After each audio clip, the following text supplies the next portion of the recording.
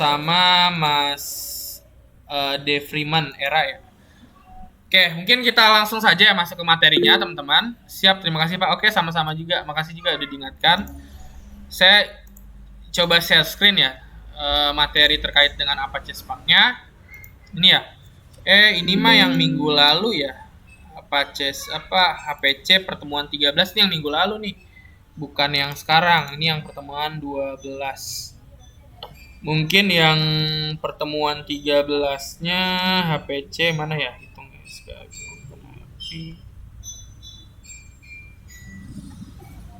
Saya lupa nyimpannya di mana ya? HPC nih pertemuan 13. Ini dia. Jadi yang kemarin tuh yang 12 tuh yang kemarin ya. Yang cloud computing, edge computing, lalu on-premise computing.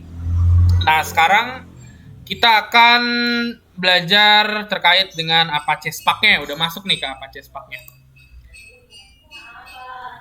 Sebelumnya kita harus paham dulu apa sih yang dimaksud dengan Apache Spark gitu ya. Yang kita tahu kan Apache Spark itu merupakan suatu tools yang digunakan untuk memanfaatkan atau menggabung resource dari sekumpulan komputer sehingga sekumpulan komputer ini bisa kita gunakan secara atau seperti komputer tunggal gitu ya dalam memproses suatu data atau suatu pekerjaan. Nah, untuk definisi Apache Spark sendiri, jadi Apache Spark ini merupakan kerangka kerja atau perangkat lunak terpadu dalam memproses data skalar secara besar yang dimana si data atau si pekerjaan tersebut dia didistribusikan ke kelompok atau masing-masing mesin komputasi pekerjanya. Jadi bisa dibilang konsep Apache Spark ini dia kurang lebih mirip ya dengan cluster computing. Jadi di sini gambarannya misalnya teman-teman punya pekerjaan ya. Misalnya saya analogikan ini sebuah pekerjaan di mana pekerjaan ini dia memiliki cost 4 gitu ya. Cost pekerjaannya itu 4. Ini misalnya task gitu ya, pekerjaan dia memiliki cost 4. Nah, oleh si Apache Spark ini, misalnya Apache Spark ini dia memiliki environment sebanyak 3 buah mesin komputasi atau 3 buah worker node. Ini W2 misalnya, ini W1 dan ini W3. Nah, ini misal komputer masternya gitu ya. Nah, si keempat tugas ini dia nantinya akan dipecah secara proporsional ke masing-masing unit pekerjanya. Jadi misalnya di sini ada 4 buah pekerjaan, si masing-masing worker node ini atau si masing-masing pekerja ini dia akan diberi pekerjaan secara proporsional. Misalnya worker node 1 dia diberi pekerjaan 1, worker node 2 dia diberi pekerjaan 1 dan worker node 3 diberi pekerjaan 1. Nah, tentu saja di sini menyisakan 1 buah pekerjaan ya, teman-teman ya. Kan di sini damage cost dari tasknya sendiri ada 4. Sementara yang dibagi tadi sudah 3. Nah, maka dari 1 tadi dia akan dipecah lagi. Dipecah misalnya jadi 0,3, 0,3 dan 0,3. Dan masing-masing pecahannya ini dia akan dibagi lagi ke worker node. Jadi masing-masing worker node nanti dia akan mengerjakan sejumlah 1,3 pekerjaan pada masing-masing worker node-nya. Nah, jadi itu ya definisi dari Apache Spark atau gambaran umum dari Apache Spark. Nah, cluster computing pada Apache Spark terdiri dari master node dan worker node. Tentu saja worker node ini dia tidak hanya satu, melainkan ada banyak ya teman-teman ya. Di sini maka disebutnya beberapa worker node. Nah, apa sih perbedaan dari master node dan worker node sendiri? Jadi master node ini merupakan unit komputasi yang bertugas mengatur dan membagi pekerjaan pada cluster computing serta antarmuka pengguna dalam mengkonfigurasi cluster computing tersebut. Nah, jadi di Apache Spark ini, teman-teman dalam memandang suatu komputer atau suatu mesin gitu ya, suatu mesin komputasi gitu, teman-teman harus bedakan berdasarkan hierarkinya. Jadi yang paling tinggi itu adalah hierarki master atau master node gitu ya. Saya singkat saja di sini misalnya MN gitu ya. Dan hierarki yang kedua adalah worker node. Nah, tugas dari master node dan worker node sendiri ini berbeda ya teman-teman ya. Pada master node, tugas master node ini adalah membagi tugas ke si worker node-nya. Jadi bisa dibilang si master node tuh kayak bosnya gitu ya. Tugasnya yang pertama membagi tugas, membagi task gitu ya. Membagi task. Lalu tugas yang kedua, si masternode itu adalah konfigurasi. Konfigurasi config cluster computing, CC aja kali ya. Jadi ini cluster computing ya. Cluster computing gitu ya. Ini komponennya dibagi menjadi dua ya, ada master node dan ada worker node. Nah, dalam mengkonfigurasi cluster computing ini, nah jadi berarti kan cluster computing ini dia mencakup master node dan worker node. Tentu saja untuk mengkonfigurasi worker node sendiri, dia bisa lewat si master node-nya. Jadi tidak perlu teman-teman konfigurasi langsung di komputer worker node-nya. Melainkan teman-teman bisa hanya menggunakan satu buah komputer saja. Coba teman-teman bayangkan kalau misalnya teman-teman punya worker node-nya sebanyak 100 komputer. Dan masing-masing komputer itu misalnya teman-teman akan lakukan konfigurasi yang berbeda. Nah, tentu saja itu akan PR sekali ya teman-teman ya. Teman-teman harus konfigurasi satu persatu komputernya. Nah, namun ternyata si Apache Spark sudah mempersiapkan itu. Jadi dengan master node ini cukup teman-teman gunakan komputer master node ini. Nantinya teman-teman bisa mengkonfigurasi si worker node yang jumlahnya ada banyak tadi. Jadi bisa dibilang si master node ini dia adalah sentralnya ya. Dia adalah pusatnya. Jadi dalam mengkonfigurasinya teman-teman cukup akses melalui konfigurasi master node ini. Lalu tugas yang selanjutnya adalah konfigurasi resource ya. Ini cluster computing dia resource-nya juga atau konfigurasi settingannya gitu ya, konfigurasi environment-nya kali ya, environment-nya. Lalu si master node juga dia gunanya sebagai antarmuka pengguna atau graphic user interface ya, GUI-nya gitu. Nah, jadi nanti di master node ini apakah suatu pekerjaan dia sudah selesai atau belum, atau mungkin teman-teman mau ngubah codingan dari pekerjaannya, nah teman-teman bisa lakukan semua di master node-nya. Jadi teman-teman tidak perlu atur satu persatu di worker node, melainkan teman-teman bisa atur melalui si master node ini, karena memang si master node ini dia salah satu tugasnya adalah antarmuka pengguna dalam mengkonfigurasi cluster computing. Jadi kalau misalnya teman-teman mau ubah script dari kode Spark-nya atau kode program yang misalnya mau teman-teman ganti gitu ya. Nah, teman-teman cukup ganti kode program yang ada pada master node-nya. Tidak perlu teman-teman ganti di worker node-nya, karena memang si worker node sendiri nantinya dia tidak menyimpan kode programnya. Jadi kode program dia memang adanya di si master node-nya. Jadi dia mirip-mirip ya sebenarnya teman-teman sama Hadoop gitu ya. Kalau kemarin kan kita udah coba Hadoop tuh ya. Jadi memang si Hadoop dan si Apache Spark ini kurang lebih mirip. Dia sama-sama produknya Apache gitu. Yang satu Apache Hadoop, yang satu Apache Spark. Nah, tapi terdapat suatu perbedaan yang begitu mencolok ternyata antara si Apache Spark dan Apache Hadoop ini. Nah, apa bedanya?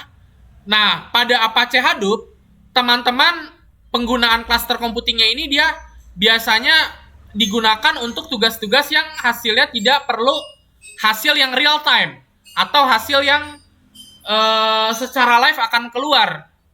Nah, namun beda halnya dengan Apache Spark. Apache Spark ini dia adalah kerangka kerja yang memang diperuntukkan untuk memproses data secara real time. Misalnya teman-teman akan melakukan kalkulasi atau penghitungan yang cukup kompleks. Nah, kalkulasi tersebut diperlukan atau hasilnya itu dibutuhkan secara real time. Hasilnya harus ada secara real time. Pada saat itu juga harus ada.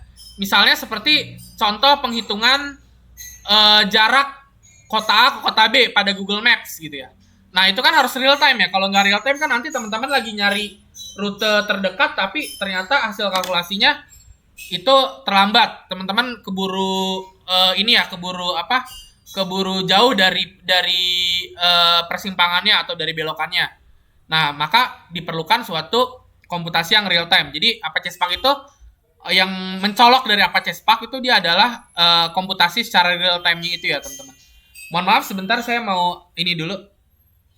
Ada perlu dulu sebentar.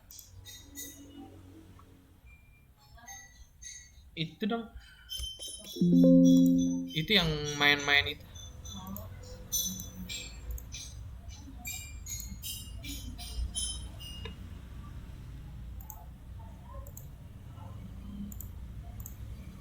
Oke, lanjut lagi ya. Mohon maaf tadi ada sedikit gangguan. Nah, kalau tadi kita udah ngebicarain tugas dari master node ya. Jadi, tugas dari master node ini utamanya ada membagi tugas, membagi task, konfigurasi cluster computing, dan juga graphic user interface dari cluster computingnya. Nah, yang kedua adalah worker node atau si pekerja dari cluster computing tersebut. Nah, si worker node sendiri merupakan unit komputasi yang bertugas memproses bagian-bagian pekerjaan yang dibagi oleh si master node. Jadi memang di sini tugas dari worker node sendiri dia nggak banyak ya. Memang tugas dari si worker node sendiri dia hanya mengerjakan tugas, mengerjakan task gitu ya. Jadi memang si worker node ini dia nggak ada pekerjaan lain selain mengerjakan tugas yang sudah dibagi atau dipecah oleh si master node itu sendiri ya teman-teman ya. Karena memang di sini hierarki dari si worker node ini memang hierarkinya paling bawah gitu ya. Dia adalah unit pekerja saja gitu ya. Jadi dia tidak bisa mengimprovisasi pekerjaan atau mungkin dia tidak bisa mengkonfigurasi suatu program tertentu. Nah, melainkan si worker node sendiri dia hanya menjalankan pekerjaan yang sudah diatur oleh si master node gitu ya, teman-teman ya. Nah, sekarang kita ngomongin resource dari cluster computing. Nah, jadi cluster computing pada Apache Spark itu memanfaatkan shared memory. Nah, kalau kemarin kita sudah ngebahas ya terkait dengan shared memory dan juga terkait dengan processing pada high performance computing atau pada cluster computing gini ya. Nah, sekarang pada Apache Spark, ternyata Apache Spark itu memanfaatkan shared memory dan juga shared resource. Nah, jadi di sini resource-nya sendiri dia tidak hanya memori saja, tidak hanya RAM saja, melainkan core komputasi dari masing-masing worker node tadi. Contoh misalnya teman-teman punya worker node sebanyak 4 buah worker node. 4 buah worker node misalnya. Worker node-nya yang pertama misalnya dinamakan PC1, lalu PC2, PC3, dan PC4. Nah, masing-masing PC ini misalnya punya core processing-nya itu dia jumlahnya ada 4 misalnya. 4 core processing. Core-nya misalnya gitu ya, ada 4 core gitu ya. 4 core.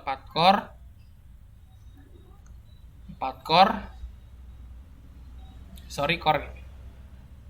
Lalu selain CPC ini dia memiliki 4 core, ternyata CPC ini pun dia memiliki RAM atau memori sejumlah 8 GB.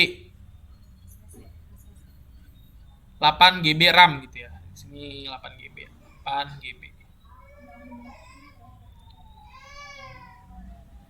Jadi di sini worker node-nya dia selain punya 4 core atau jumlah core-nya itu sejumlah 4, dia memiliki memori sejumlah 8 GB pada masing-masing worker node-nya, teman-teman ya.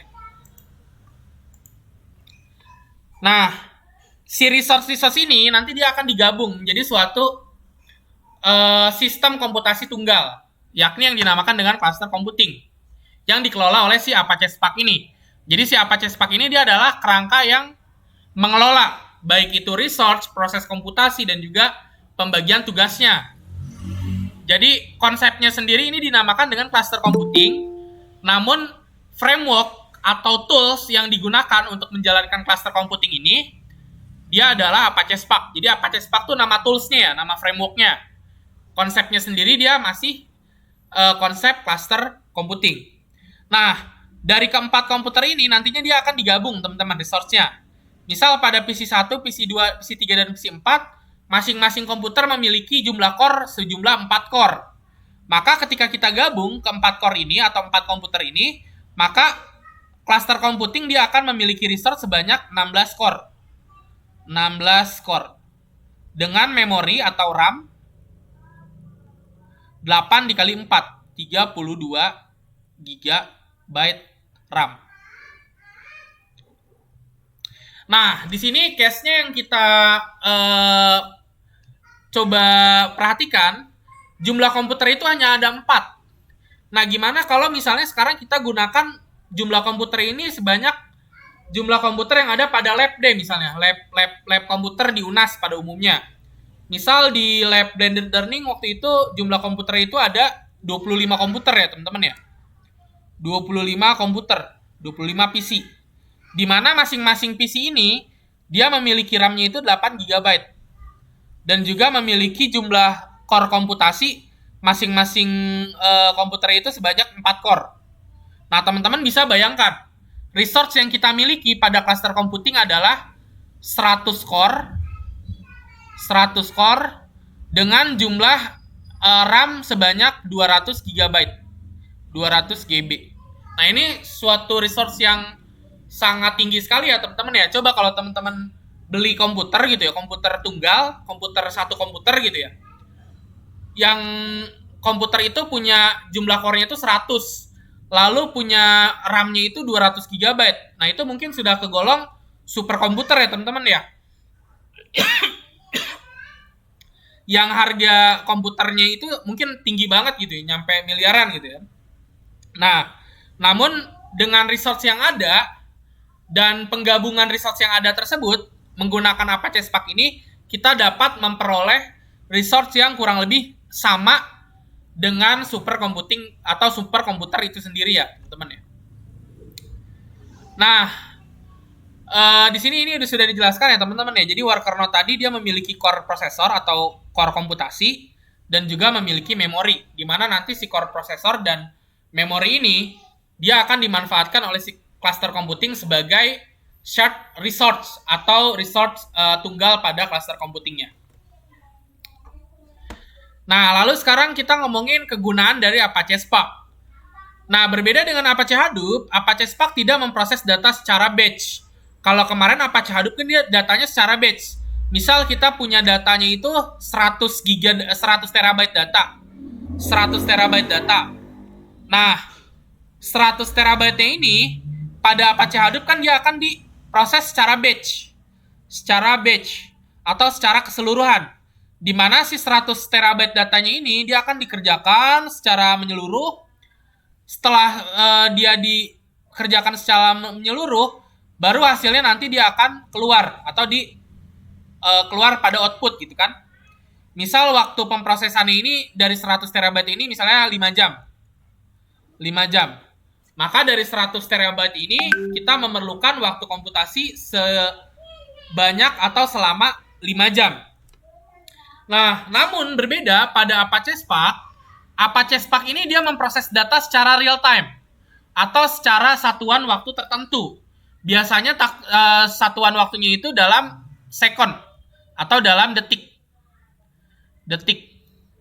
Nah, jadi si Apache Spark ini dia akan membagi data yang tadinya 100 terabyte ini. Misal kita punya resource core komputasinya itu 100 core gitu ya. Dan jumlah memorinya misalnya 200 GB. Dari resource ini kita misalnya hanya bisa memproses 10 terabyte per secondnya. Jadi kita dengan resource yang kita punya ini, kita hanya bisa memproses 100 terabyte atau 10 terabyte per secondnya misalnya. Per detiknya tuh kita hanya bisa memproses 10 terabyte. Sedangkan si data yang kita miliki ini ada sejumlah 100 terabyte misalnya. Nah, gimana dong Pak? Ini nggak akan mungkin real time dong. Kalau kita kalikan 100 terabyte sampai jadi 100 terabyte dibagi 10 terabyte, maka dia akan memproses selama 10 detik. Berarti itu nggak real time dong, nggak per detik gitu. Nah, maka si Apache Spark nantinya dia akan membagi si data yang 100 terabyte ini menjadi data-data yang sekiranya dapat diproses per satuan waktunya tersebut. Misal di sini case-nya kita bisa memproses sebanyak 10 terabyte per second-nya. Maka nanti dia akan dipecah teman-teman, si 100 terabyte ini menjadi 10 buah data yang masing-masing datanya ini memiliki size misalnya 10 terabyte. Jadi dia dapat berjalan secara real time.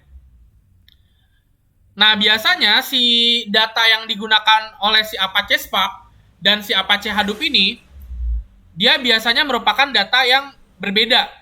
Kalau Apache Hadoop, biasanya datanya ini dia memiliki dependensi atau dia memiliki ketergantungan. Jadi dari masing-masing 100 terabyte ini dia tidak bisa dipisah teman-teman datanya. Jadi 100 terabyte kalau dia dipisah 10 terabyte ya dia nggak bisa dikerjain gitu. Jadi dia 100 terabyte ini dia suatu data yang utuh gitu. Dia memang harus dikerjakan secara batch, secara kesatuan, menyeluruh gitu. Nah, berbeda halnya dengan Apache Spark. Biasanya data Apache Spark ini dia datanya ini time series atau datanya ini dia per waktu. Jadi misalnya dari 100 terabyte ini datanya dia dibagi menjadi satuan waktu tertentu. Misalnya datanya dari jam 08 pagi sampai jam 9 pagi. Jadi antar waktu itu dia tidak terlalu, antar series waktu ini dia tidak terlalu tergantung. Misal dari jam 0 ke jam 9, jam 9 ke jam 10.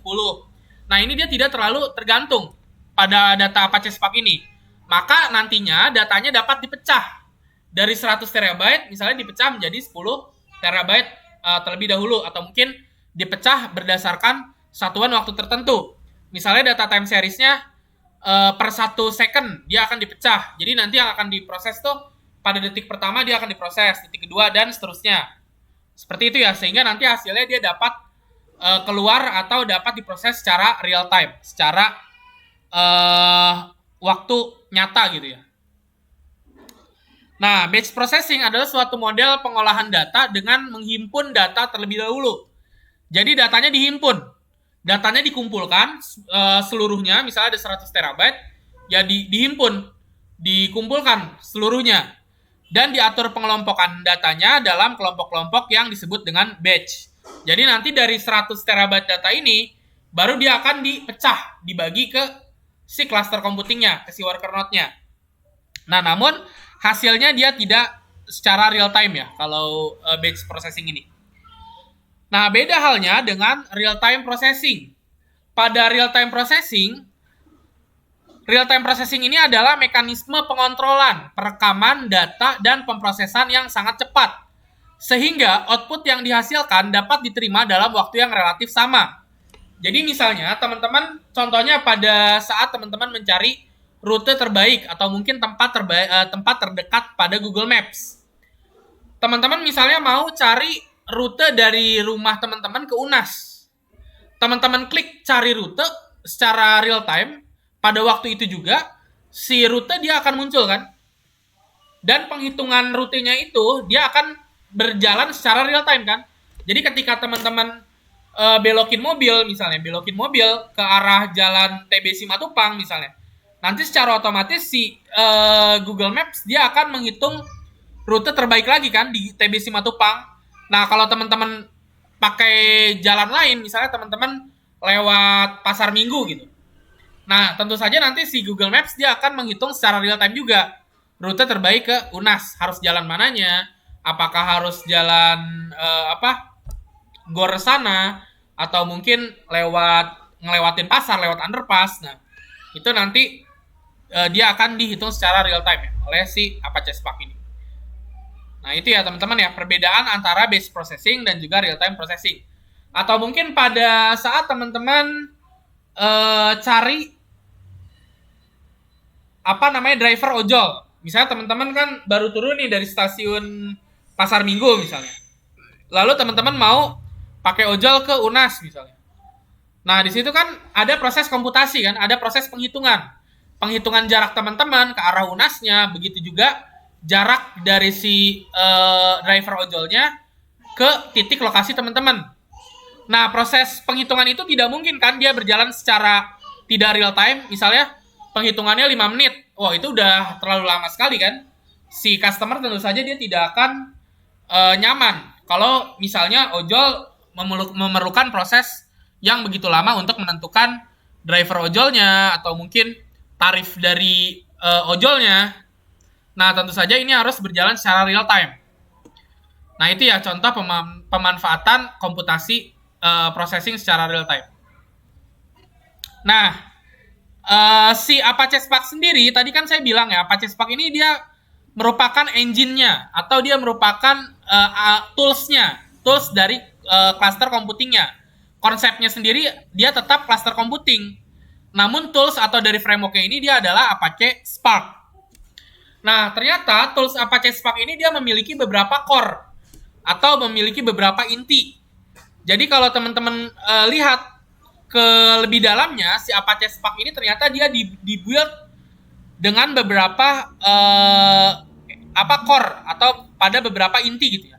Jadi Apache Spark tuh ibaratnya dia mobil ada beberapa komponen gitu ya. Ada 4 buah komponen misalnya, ada 4 buah inti. Nah, inti yang pertama sendiri dia adalah MLlib. MLlib itu apa sih? MLlib ini adalah singkatan dari Machine Learning Library. Jadi dalam instalasi Apache Spark, ketika teman-teman sudah mendownload Apache Spark dan menginstal Apache Spark di on-premise komputasi teman-teman, maka si Machine Learning Library-nya pun dia secara otomatis sudah terinstall. Jadi teman-teman tinggal buka dokumentasinya di Google ya teman-teman ya. Jadi dokumentasinya pun sudah cukup banyak ya teman-teman ya. Teman-teman bisa lihat Google misalnya di sini. Google, lalu cari search Machine Learning Library Apache Spark. Ini sudah ada dokumentasinya di website ini ya, sparkapache.org. Nah, ini sudah lengkap sekali teman-teman. Di sini sudah ada berbagai macam tools atau library dalam pemrosesan machine learning. Contohnya di sini ada data type, ada clustering, ada klasifikasi dan regresi, ada collaborative filtering, dimensional reduction, fitur extraction pun ada tuh. Bahkan nih teman-teman, fitur extraction ada, transformasi data pun ada. Jadi teman-teman tinggal gunakan saja.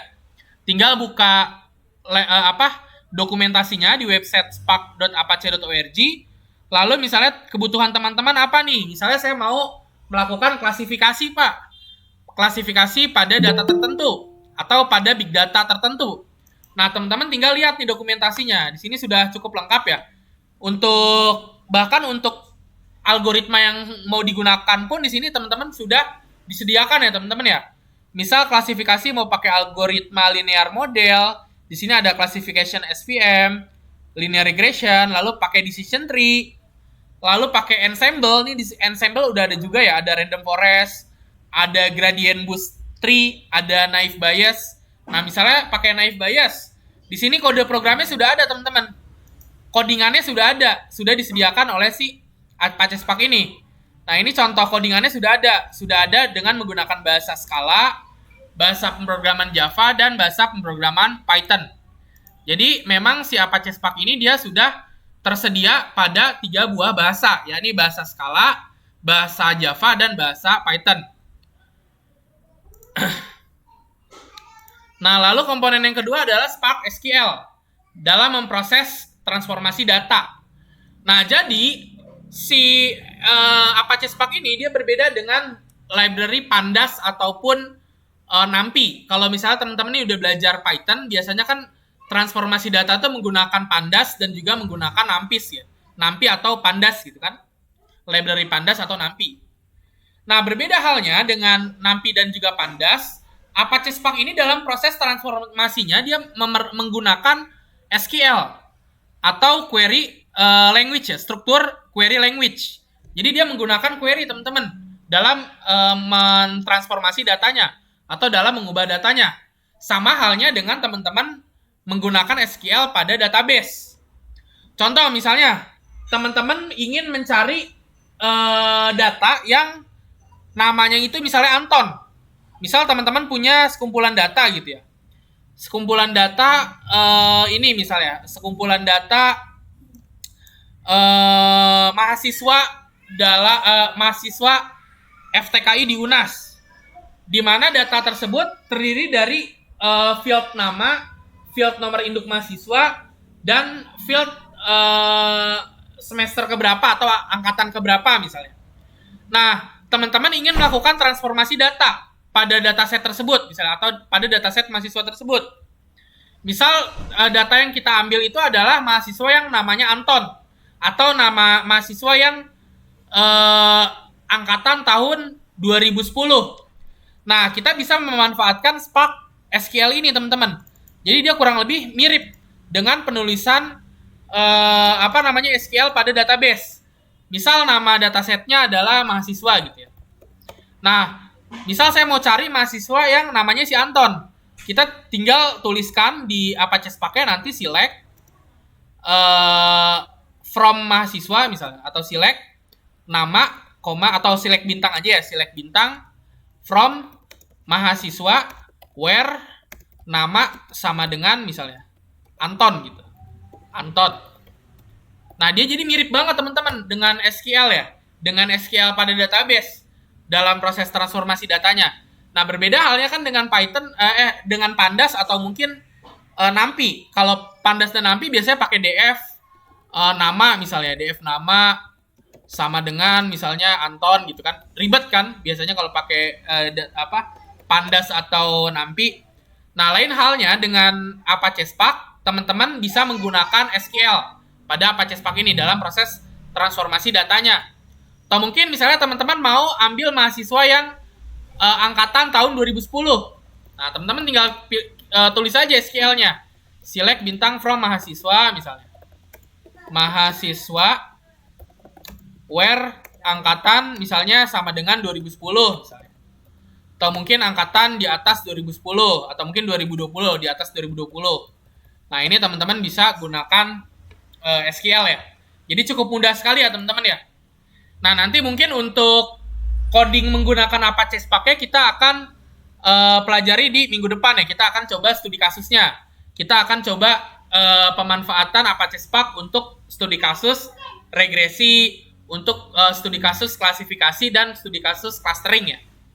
Yang umum-umum saja ya teman-teman ya. Kita akan coba gunakan contoh kasusnya. Lalu yang ketiga adalah Spark Streaming. Jadi Spark Streaming ini adalah core yang digunakan untuk pemrosesan data secara real time-nya. Lalu yang ketiga adalah GraphX. Nah, jadi GraphX itu apa sih? Jadi GraphX itu merupakan kumpulan algoritma yang membuat grafik dalam menyederhanakan tugas. Jadi kedua core ini, baik itu Spark Streaming dan juga GraphX, ini dia biasanya nggak perlu ketahui sama si pengguna atau oleh si programmingnya. Ini biasanya udah termasuk ke konfigurasi dari si cluster computingnya teman-teman ya. Jadi yang bisa kita manfaatkan benar-benar ini adalah kedua core ini ya, core engine ini. Yang pertama adalah MLlib-nya, yakni Machine Learning Lib-nya. Lalu yang kedua adalah Spark SQL-nya. Nah, lalu Spark Core Engine ini ternyata dia sudah tersedia dalam beberapa bahasa. Bahasa yang pertama tentu saja adalah bahasa Scala. Karena memang Apache Spark sendiri dia awalnya dikembangkan dengan menggunakan bahasa pemrograman Scala. Bahasa pemrograman Scala ini dia mirip-mirip dengan Java ya, mirip-mirip Java. Dia benar-benar OOP atau Oriented Object Programming konsepnya. Lalu bahasa pemrograman yang kedua adalah bahasa pemrograman Java. Ini nggak ada ya satu lagi. Java, harusnya di sini ada Java ya. Ada Java. Lalu bahasa pemrograman yang ketiga adalah Python. Nah, ternyata si Spark juga dia sudah tersedia dalam bahasa pemrograman Python. Lalu ternyata si Spark pun dia tersedia pada bahasa pemrograman R. Nah, biasanya kalau di R ini dia nama library-nya adalah Sparklir. Ini kalau teman-teman cari, ini biasanya ada di Google. Library untuk si R-nya, library Spark untuk R itu ada nih, namanya Sparklir kalau nggak salah. Nih teman-teman ya, ini khusus bahasa pemrograman R ya. Di sini udah pada tahu kan ya bahasa pemrograman R ya. Dia mirip-mirip lah sama Python gitu. Nah ini ya contoh pemanfaatan Spark pada bahasa pemrograman Python. Lalu ada juga pada Java. Java ada juga ya library Spark-nya. Java Apache Spark. Biasanya kalau install Spark di Java itu pakai Maven. Nah ini Maven-nya udah ada teman-teman. Jadi sudah tersedia. Teman-teman tinggal masukkan saja di file Maven Java-nya. Nanti secara otomatis si Spark Project Core-nya ini dia langsung terinstall ya teman-teman ya. Lalu yang ketiga ada PySpark. PySpark ini tentu saja dia digunakan untuk bahasa pemrograman Python. Jadi si PySpark ini dia adalah library yang digunakan untuk memproses Apache Spark menggunakan bahasa pemrograman Python. Nah, nanti yang akan kita gunakan adalah si PySpark ini, teman-teman. PySpark ya. Ini teman-teman bisa coba lihat dokumentasinya di website apachespark.org. Di sini ada namanya PySpark. Lalu yang selanjutnya adalah API. Tentu saja si Apache Spark ini dia sudah menyediakan API juga, sehingga nantinya ketika kita sudah build cluster computingnya, lalu kita build kode programnya, si kode program ini dia dapat dikonsum melalui application protocol interface. Jadi nanti kita akan sediakan endpoint-nya. Jadi input dan juga output-nya kita sediakan endpoint dari si API-nya. Jadi nanti si Apache Spark-nya tentu saja bisa kita gunakan dari mana saja dan kapan saja. Bisa melalui Android, bisa melalui wear device, wearable device gitu, seperti jam tangan, smartwatch, seperti smart car dan lain sebagainya, teman-teman ya. Dan komponen yang terakhir adalah resource management system. Nah, ini tentu saja yang paling pentingnya gitu ya. Jadi nanti si resource-nya ini dia dikelola secara menyeluruh. Resource dari cluster computingnya dia dikelola secara menyeluruh oleh si Apache Spark ini. Baik, sejauh ini ada yang mau ditanyakan terlebih dahulu nggak terkait dengan Apache Spark-nya? Silakan yang mau bertanya. Siap, terima kasih Pak. Nggak ada ya? Oke, kita lanjut saja ya mungkin ya teman-teman ya. Nah, bahasa pemrograman Apache Spark. Jadi Apache Spark dibangun menggunakan bahasa pemrograman Scala ya, teman-teman ya. Namun, dalam pengoperasiannya, Apache Spark tersedia dalam beberapa jenis bahasa pemrograman. Di antaranya ada bahasa pemrograman R. Biasanya ini nama library-nya adalah Sparklir. Lalu, bahasa pemrograman Python. Nama library-nya adalah PySpark. Dan ada pada Java dan juga pada Scala. Nah, adapun arsitektur dari cluster computing pada Apache Spark sebagai berikut. Jadi misalnya kita punya suatu cluster komputasi gitu ya. Di mana si cluster komputasi ini dia memiliki master node MN gitu ya. Dan juga dua worker node.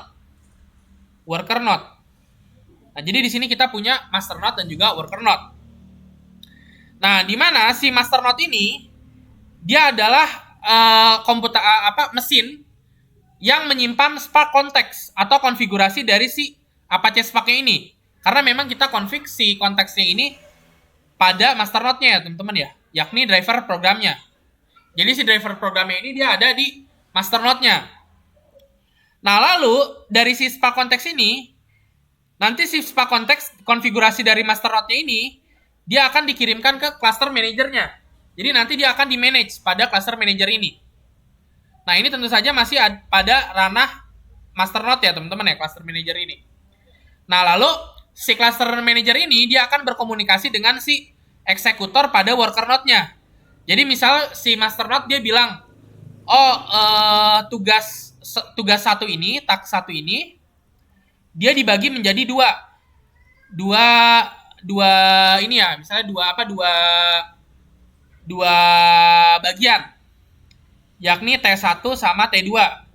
Nah, di mana si T1-nya ini misalnya dikerjakan oleh si worker node 1 dan T2-nya ini dia dikerjakan oleh si worker node 2. Nah, ini diatur oleh si master node tadi pada Spark Context dan juga oleh si cluster manager ini. Nah, lalu setelah si task 1 dan task 2 ini dia dipecah dan dibagi, misalnya task 1 dikerjakan pada worker node 1. Dia akan langsung dikerjakan, teman-teman ya. Nah, tentu saja kalau teman-teman ingat, si worker node tadi dia memiliki lebih dari satu core processing. Karena dia memiliki lebih dari satu core processing, berarti memungkinkan pemanfaatan dari parallel computing. Di mana nanti di dalam satu worker node sendiri, di dalam satu komputer sendiri, dia dapat menjalankan lebih dari satu task. Jadi si task 1 ini nanti dibagi lagi oleh si worker node tadi. Nih, misalnya di sini ada task 1 dan task 2 gitu ya. Nah, ini nantinya dia akan dikerjakan secara mandiri oleh si worker node ini pada masing-masing core komputasinya. Nah, setelah si data-data dan juga si pekerjaan ini berhasil diselesaikan, nanti dia akan disimpan di memori masing-masing worker node ini. Nah, memori masing-masing ini dia dinamakan dengan memory cache. Dia akan disimpan pada memory cache-nya. Nah, pekerjaan yang tadi sudah disimpan dan setelah dikerjakan dan disimpan tadi, nantinya dia akan digabungkan kembali. Jadi hasil pekerjaan yang disimpan pada masing-masing worker node ini, pada memori masing-masing worker node ini, dia nantinya akan digabung. Nah, hasil penggabungannya ini nantinya dia akan ditampilkan pada master node atau GUI master node kepada user gitu. Nah, jadi itu ya arsitektur Apache Spark-nya. Nah, sekarang ada pertanyaan, mengapa Apache Spark itu lebih cepat gitu? Jadi Apache Spark ini memiliki keunggulan dalam hal komputasi dibandingkan dengan Apache Hadoop. Apache Spark dapat memproses data secara real time dengan memanfaatkan RDD atau Resilient Distributed Dataset dan mekanisme caching pada Apache Spark, yakni data yang akan dan sudah diproses disimpan pada RAM terlebih dahulu. Seperti yang tadi sudah saya jelaskan ya teman-teman ya. Jadi itu alasan mengapa Apache Spark itu dia lebih cepat daripada Hadoop. Karena yang pertama dia menggunakan konsep RDD, yakni Resilient Distributed Dataset. Jadi datasetnya dipecah berdasarkan masing-masing worker node-nya. Juga dia melakukan proses caching atau hasil penghitungan datanya tadi atau penghitungan pekerjaannya tadi, dia disimpan pada masing-masing memori worker node-nya. Dan setelah proses caching-nya itu dia berjalan dan seluruh tugas itu sudah semua dikerjakan pada masing-masing worker node, lalu akan digabung dan hasilnya ditampilkan pada master node atau komputer master node-nya. Nah, lalu apa sih yang dimaksud dengan RDD? Tadi saya sudah bahas terkait dengan RDD ya. Resilient Distributed Dataset. Jadi RDD ini merupakan konsep pendistribusian data pada Apache Spark, di mana data ini dipartisi atau dipecah ya teman-teman ya, dan dapat dioperasikan pada keseluruhan worker node, cluster computing secara paralel. Bentuk RDD ini tidak akan berubah dan dapat dipulihkan sendiri ketika proses transformasi gagal. Jadi misalnya pada partisi task pertama, dia dikerjakan di dikerjakan di worker node 1. Misalnya saya gambarkan seperti ini saja ya teman-teman ya. Misal kita punya satu buah task.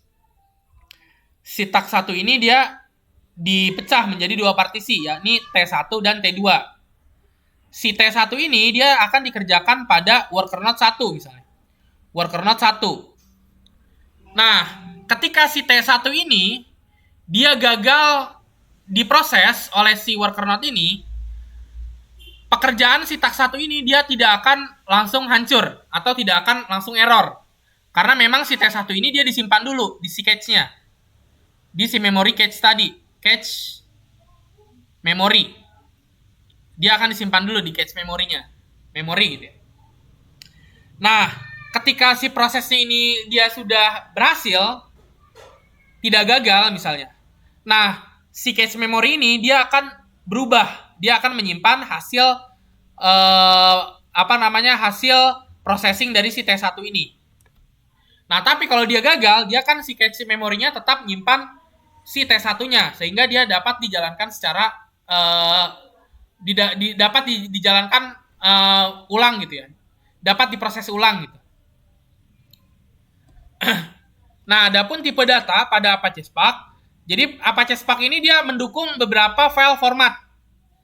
Jadi kalau teman-teman punya datasetnya itu tidak hanya CSV, misalnya teman-teman punya datasetnya bentuknya JSON, atau mungkin teman-teman punya datasetnya bentuknya Parquet, atau mungkin teman-teman punya datasetnya berbentuk CSV. Nah, teman-teman bisa pakai langsung di Apache Spark ini. Jadi Apache Spark dia sudah mendukung file format JSON, CSV, dan juga Parquet. Namun untuk Excel tuh apa sih biasanya formatnya?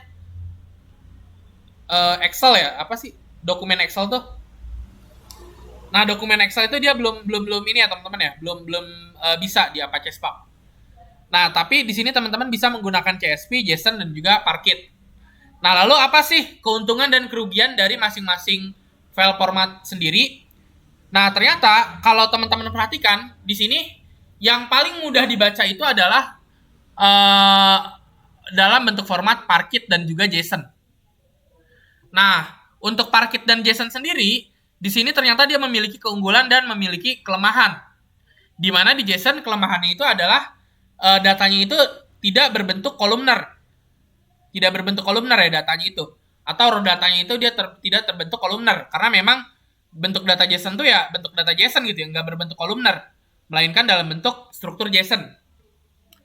Nah, lalu kelebihannya JSON dia dapat human readable atau dapat dibaca oleh si human atau dapat dibaca oleh si user ya teman-teman ya. Misal kalau teman-teman coba lihat gitu ya di contoh di Google misalnya dataset JSON. Nah ini masih readable kan ya teman-teman ya. Nah kayak gini nih misalnya. Ini kan data JSON ya. Di sini ada kolom deskripsi, ada kolom mode, ada kolom name, ada kolom tipe. Lalu misalnya yang paling atas ini adalah baris pertama, data baris pertama, lalu ini data baris kedua, dan data baris ketiga. Nah jadi si JSON ini dia masih human readable, masih bisa dibaca oleh si human atau oleh si user. Nah berbeda halnya dengan Parquet. Parquet tadi datanya dia berbentuk kolumner. Nah, namun si Parquet ini dia datanya tidak bisa dibaca oleh si human atau tidak bisa dibaca oleh si manusia. Nah, namun saya rekomendasikan ke teman-teman kalau misalnya teman-teman mau mengolah data yang cukup besar, misal jumlah datanya itu 1 terabyte. Nah, saya rekomendasikan teman-teman menggunakan tipe data Parquet. Kenapa menggunakan tipe data Parquet? Karena tipe data Parquet ini proses read data dan juga write datanya tentu saja dia jauh lebih cepat. Lalu yang karena dia not human readable ya, karena dia tidak bisa dibaca oleh si human. Lalu yang kedua, si tipe data Parquet ini dia proses kompresi datanya pun dia jauh lebih kecil teman-teman. Jadi misalnya kalau teman-teman simpan datanya dalam CSV, dia bisa 80 MB misalnya. Nah kalau Parquet biasanya dia hanya datanya hanya tersimpan 1 MB atau mungkin 0,6 MB. Jadi dia jauh lebih kecil size datanya ya kalau Parquet. Jadi untuk big data si Parquet ini penyimpanan data berbentuk file Parquet ini jauh lebih recommended ya dibandingkan dengan format CSV maupun JSON. Nah, ternyata si CSV pun dia memiliki kekurangan. Kalau teman-teman pakainya CSV, yang CSV-nya itu dibuat pakai Excel tahun 2007 atau lebih tua dari tahun 2007, CSV hanya dapat menampung 1.048.576 record data per filenya. Jadi kalau misalnya teman-teman punya data yang jumlah datanya itu lebih dari 1 juta record, tentu saja teman-teman harus memiliki file CSV lebih dari 1. Nah ini tentu saja akan menimbulkan ini ya teman-teman ya, kerugian baik dalam pemrosesan maupun dalam segi waktu processingnya. Nah, adapun konsep dari distribusi pemrosesan dan juga shared memory pada cluster computing Apache Spark sebagai berikut. Jadi nanti misalnya di sini kita punya 4 buah worker node ya. WN1, WN2, WN3 dan juga WN4, worker node 1 sampai worker node 4. Nah, worker node 1 sampai worker node 4 ini dia satu sama lain nanti akan saling berkomunikasi.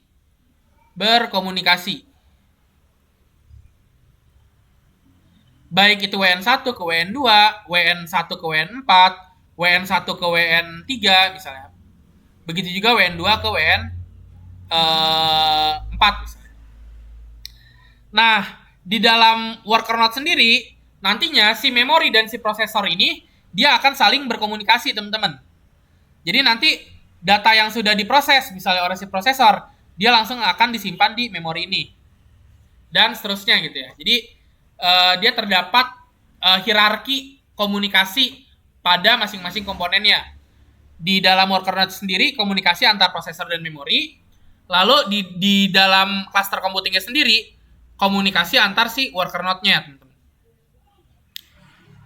Nah, lalu adapun data flow pada Apache Spark sebagai berikut.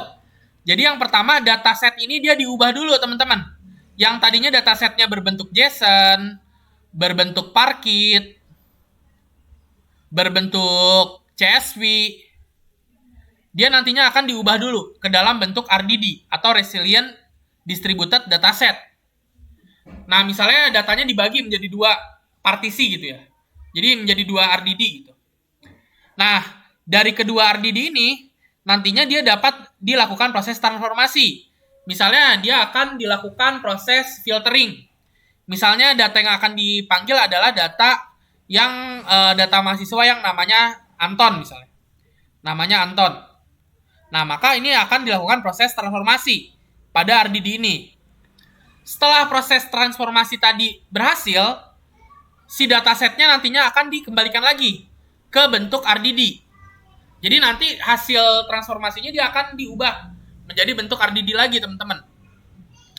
Nah, kalau misalnya si datasetnya akan dilakukan transformasi lagi, misalnya Anton yang angkatan tahun 2010, di mana angkatannya tahun 2010 misalnya, dia akan dilakukan proses filtering lagi. Nah, maka nanti si RDD ini dia akan ditransformasi dan hasil dari transformasinya tadi dia akan dikembalikan lagi menjadi bentuk RDD. Nah, setelah proses transformasi dan proses processingnya itu selesai, nantinya si dataset ini atau si RDD ini dia akan digabung. Dan hasilnya ini dia akan dikeluarkan atau ditampilkan pada master node. Datanya akan digabung, RDD-nya akan digabung, dan nantinya dia akan ditampilkan pada si master node-nya. Nah, proses penampilan data ini, proses menampilkan atau proses pengubahan RDD menjadi tampilan data ini yang dimaksud dengan istilah action. Action. Nah, jadi Apache Spark sendiri dia membagi 2 jenis komputasi atau 2 jenis pemrosesan. Pemrosesan pertama adalah pemrosesan transformasi. Jadi proses atau task pada Apache Spark itu, ini proses kali ya. Proses atau task ya. Task pada Apache Spark sendiri, Apache Spark ya. Spark dia dibagi menjadi 2. Yang pertama adalah transformasi. Yang kedua adalah action. Nah, kedua task atau kedua proses pada Apache Spark ini ternyata dia memiliki perbedaan waktu komputasi. Kalau transformasi ini biasanya dia lebih ringan. Lain halnya dengan action ini biasanya dia lebih berat proses komputasinya. Jadi si action ini biasanya dia memerlukan waktu komputasi yang lebih lama. Jadi si action ini dia lebih lama atau lebih lambat gitu ya dalam pemrosesannya. Nah, kalau transformasi biasanya dia lebih cepat dibandingkan dengan action. Nah, jenis operasi pada Apache Spark sendiri ini teman-teman bisa lihat ya. Jadi ada yang dinamakan dengan transformasi dan ada yang dinamakan dengan action. Nah, apa sih contoh dari transformasi itu sendiri? Contoh dari transformasi itu sendiri adalah membuat dataset baru dan yang sudah ada misalnya. Lalu si transformasi ini dia bersifat malas atau bersifat lazy. Operasi transformasi dieksekusi hanya ketika operasi action dilakukan. Jadi sebelum proses action dilakukan, operasi transformasi ini dia tidak dilakukan ya teman-teman ya. Nah, contoh fungsi pada operasi transformasi sendiri, diantaranya ada map, ada filter, ada distinct. Lalu, adapun jenis operasi action. Jadi, jenis operasi action ini dia adalah mengembalikan nilai ke program driver atau mengekspor data ke sistem penyimpanan setelah melakukan komputasi. Nah, contoh operasi pada action Apache Spark sendiri, diantaranya ada count, ada reduce, ada collect, dan juga ada tag. Biasanya si operasi-operasi ini dia digunakan untuk menampilkan data ke si usernya. Misalnya count dia digunakan untuk menghitung jumlah datasetnya. Lalu collect dia biasanya untuk menampilkan datanya. Tag biasanya dia untuk menangkap atau mengambil data tertentu dengan kondisi tertentu ya. Nah, ini jenis Apache Spark.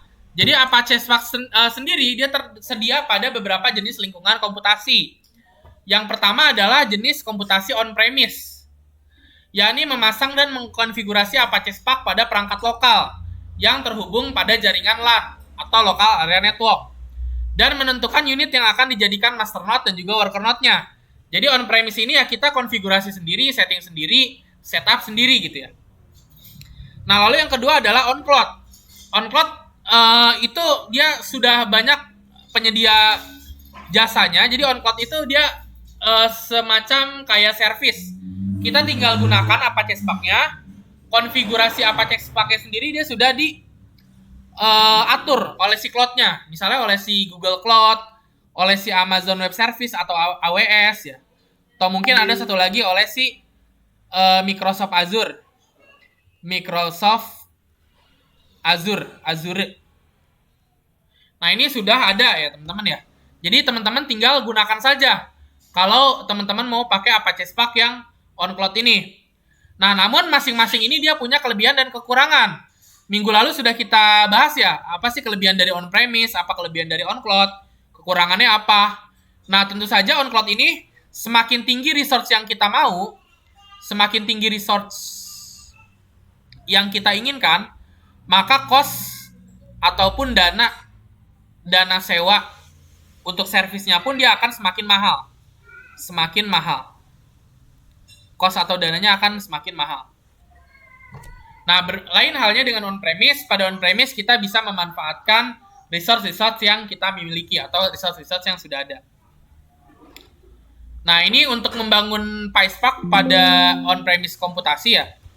Ini mungkin akan saya share aja ya teman-teman ya ke di web kuliah.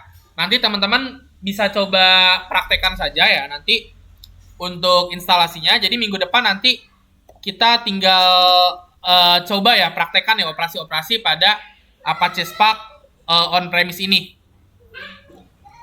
Nah, ini nanti PowerPoint-nya saya upload ya di web kuliah, jadi teman-teman tinggal ikuti saja langkahnya. Nah, kalau misalnya ada proses instalasinya yang kurang jelas atau mungkin ada error, teman-teman bisa langsung WA ke saya saja. Tapi untuk WA-nya, WA yang saya kemungkinan baru bisa besok ya. Karena HP saya baru diservis ya, HP-nya rusak gitu. Besok atau mungkin lusa kali ya.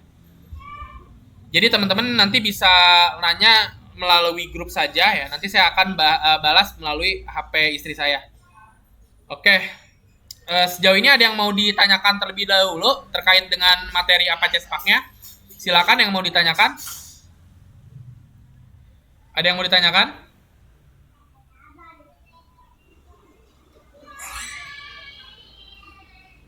Tidak ada ya? Oke, kalau tidak ada mungkin saya akhiri saja ya untuk perkuliahan kali ini. Namun sebelum kita akhiri, saya minta teman-teman untuk mengaktifkan webcamnya terlebih dahulu. Untuk dokumentasi pertemuan 14-nya silakan dinyalakan. Ini recordingnya saya stop dulu ya.